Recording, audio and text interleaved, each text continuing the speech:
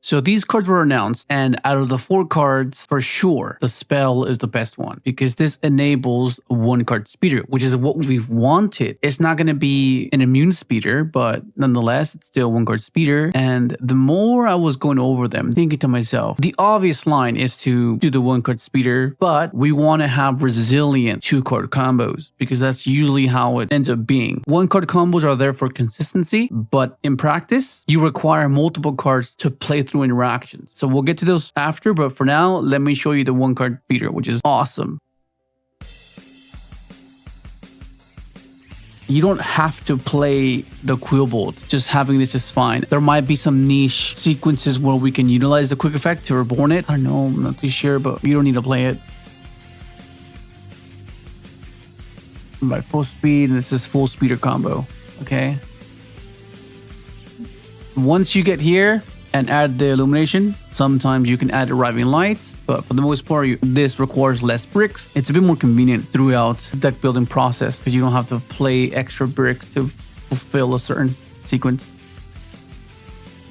And you climb through Stardust Shards because you want to be able to search off of the jet. And that's quite important because you need to make sure that the levels add up. Otherwise, your sequencing can be thrown off.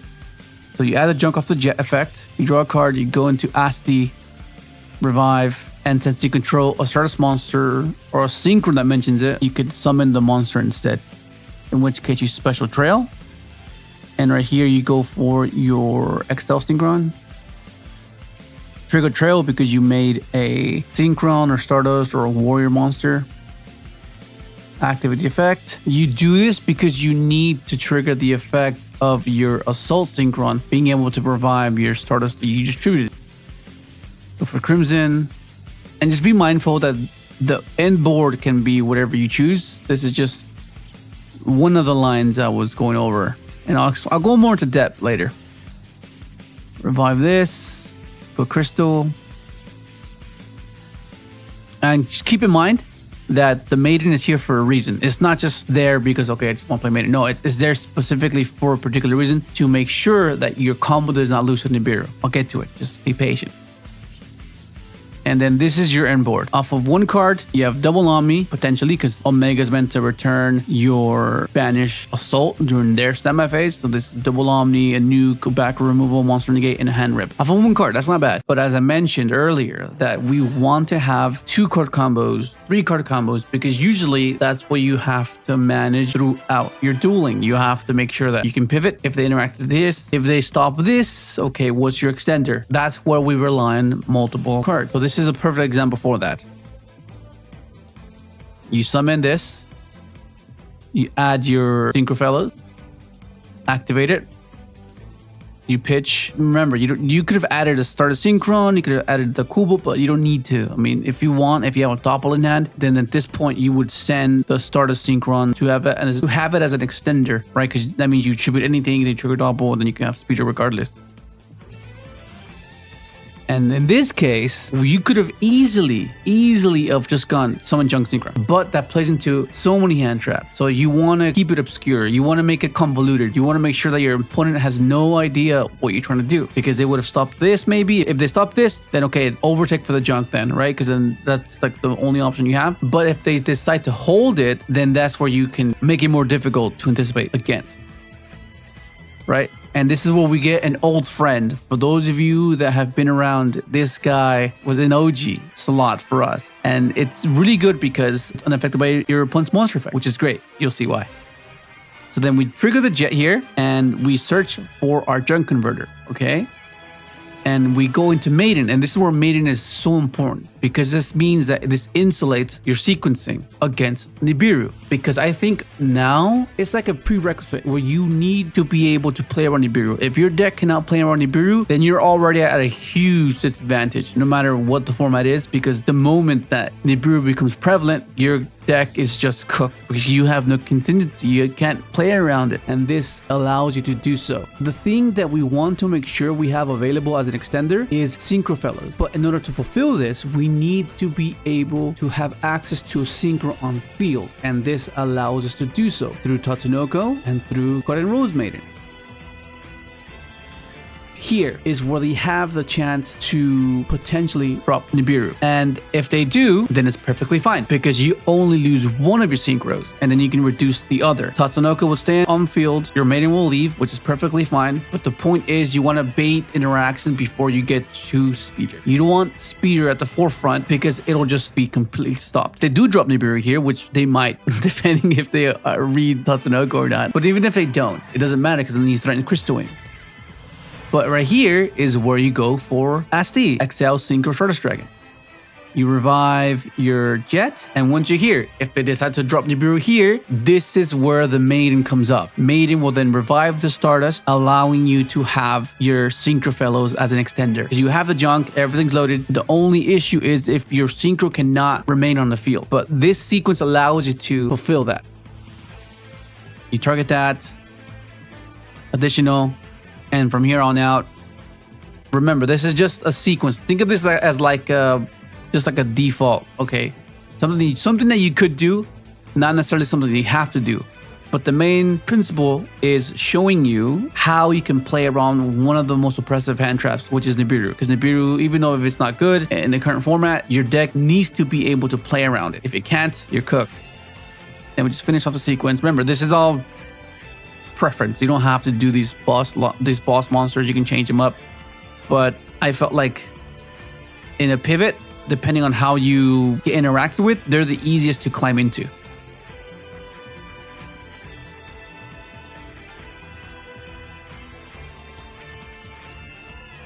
And this is the same board as you did with the other one, except it's a bit more insulated. You don't straight up go, okay, Speeder, Imperm, we lose. That's kind of what you want to avoid, and that's why you do a convoluted line. Make it very obscure for your opponent, and just have the ability to have a contingency in place where they think they can stop you, but then you're like, oh no, I have everything sorted. I thought about everything. The Tatsunoko, the Maiden, just allows you to fulfill this entire combo, which is great. And let me show you, because that one's a bit more convoluted, but you can simplify it even more. This is a lot more simpler. You don't have to do the Maiden line, you don't have to do all those things, but this is the cool thing I like about this. Like, it's so good. Check it out.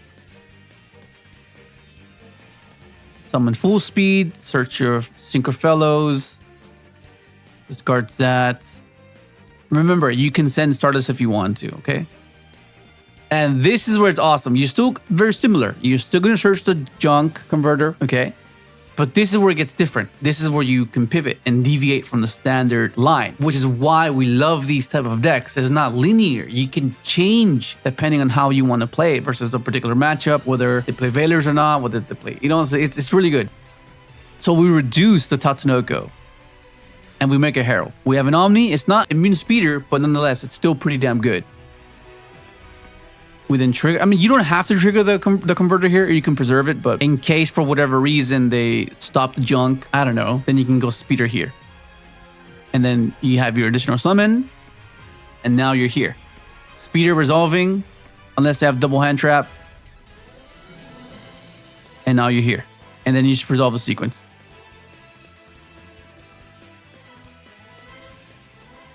Asti, revive Jet. Illumination, Summons Trail, Jet Warrior. I mean, you could have made Maiden here, but when you synchro into Jet Warrior, you can trigger Trail and get a token. So depending on what you end up doing, you can do either or. Get a token, effects, because remember, we want to be able to utilize the full effects of our Synchrons, which in this case, Assault helps us gain access to high-level Synchros without having to make them from scratch. Go into Crimson, trigger that, revive Stardust. Go for Jura. Usually this is the Punisher, but I think this is an inboard piece, so it's better. Go for this, trigger Trail, and go for Omega. So the main difference with this is this will be a Crystal Wing, and you wouldn't have this there. But I'm still refining it. It's just to get a combo out there for you to like, oh, okay, maybe I could have done this instead. Just give you an idea. And because we want more copies of Synchro Fellows, which is why we're playing Duelist Genesis, this basically is Synchro Fellows. Only if you control a tuner or you have a tuner in your graveyard. But because of the way the deck's constructed and because of the amount of hand traps that you can play, and majority of them are going to be tuners. So that means if you're going go in second, and if you interact, drop Ash, drop Baylor, any of the other hand traps, you top tick into this is Synchron's Fellow. Or it can be Overtake. It's that versatile. It can be either or. Overtake or Synchron Fellow. It changes a little bit because depending on how many starter Synchrons you play, it'll affect your end board. But remember, you can pick your end board, you can pick your boss monsters, so maybe it won't even affect your line, but for the most part, in this line, it kind of does, unless you play a second copy of starter Synchron. So we summon Fullspeed Warrior, add Synchron.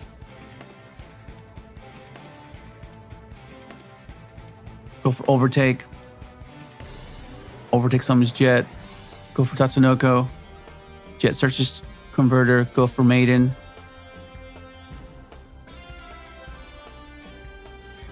And then you do a very similar thing. But since you had to dump a tuner off of Synchron Fellows, typically you search the 2, but because Duelist Chances requires you to have a tuner engraved, you have to search a starter Synchron so you can be able to search and have this live. Okay, just be mindful of that. Then resolve Speeder, Immune Speeder. See, this is where the Stardust would be, but because we only play one, if you play second Stardust, none of your sequence changes. Stardust alone is not combo. Like it could search Synchron Fellows, but like it doesn't really do anything for you. Tribute. Search Illumination. Go for Trail. Go for Crimson. Maiden Revives. Go for that. I'm gonna start some Excel. Get a token. Target attack. Draw a card.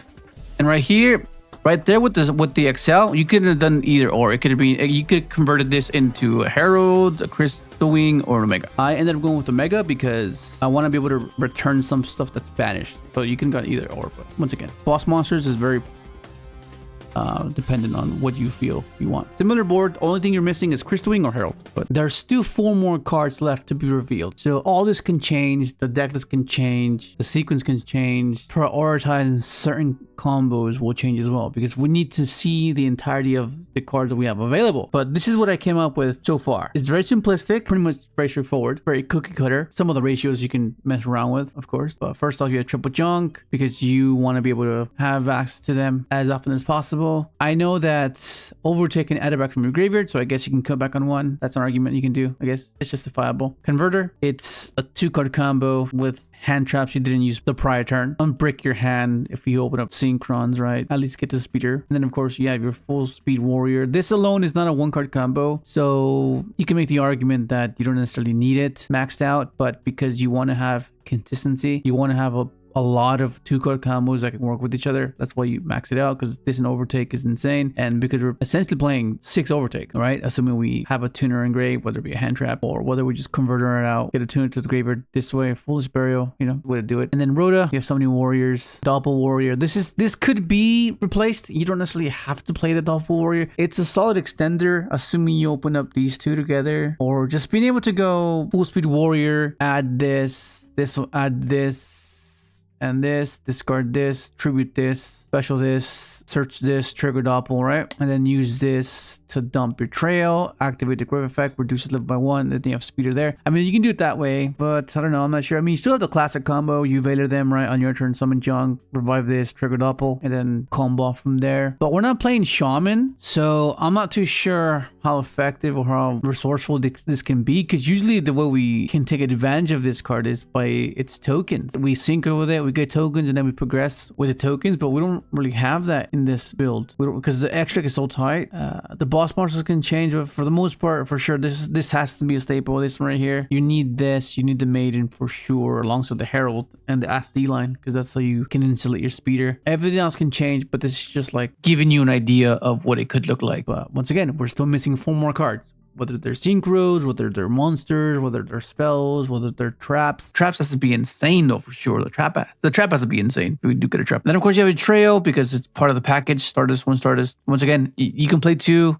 For this particular combo, you would benefit from the second copy because that means your combo doesn't change at all. But because you only play 1, it kind of does change. 1 Rev, 1 Assault Synchron, 1 Jet. You want to play the minimal amount of synchrons because these are bricks. If you can't normal summon them, you're kind of cooked. And the primary normal summons in this deck are going to be Fullspeed or Junk Synchron. And having more normal summons is not going to be ideal. But this can change. Fool's Burial, it can dump any of your synchrons, Illumination, Stardust Target, and then of course you have your Duelist Genesis. This is essentially more copies of either of this, so it's 6 of each, right? So it's 6 Synchro Fellows, 6 Overtake. It requires a bit of setup, but nonetheless, it's still consistency, right? Like if you just go hand trap, and then you draw for turn, you draw into this, assuming you already have this one or this one, whichever one, you get the one that you're missing to allow you to try to play through certain things. It's more so because you want to increase the one card combos. I thought of adding the Synchro Rumble just to give the deck a bit of versatility, and of course you play Crimson, so I guess you can. But just for aesthetic reasons, I just left it at 40.